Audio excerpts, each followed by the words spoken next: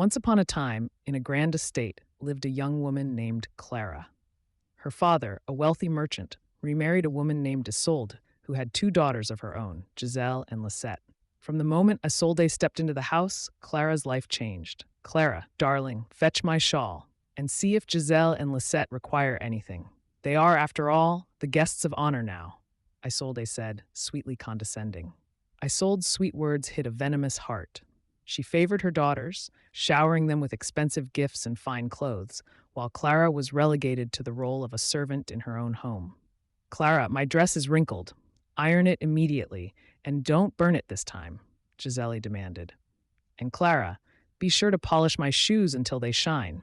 They must be perfect for the ball, Lisette said imperiously. Clara endured their cruelty, clinging to the hope that her father would see through Isolde's charade. But he was blinded by her beauty and false affection. One day, a grand ball was announced. Every eligible maiden in the land was invited, including Clara.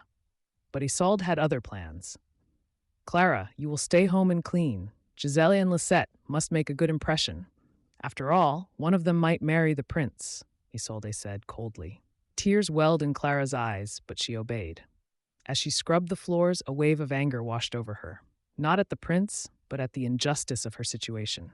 As the clock struck midnight, signaling the end of the ball, Giselle and Lisette returned, their faces etched with disappointment. Neither had captured the prince's attention. That prince was so boring. All he talked about was virtue, Giselle said, annoyed. Yes, virtue. Who needs that? Lisette replied disdainfully.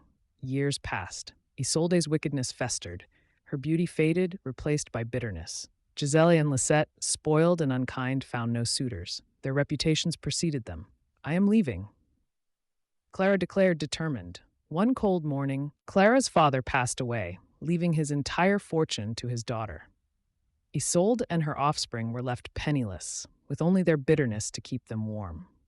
Clara, now in charge of the estate, chose to use her wealth wisely, helping those in need and restoring the estate to its former glory.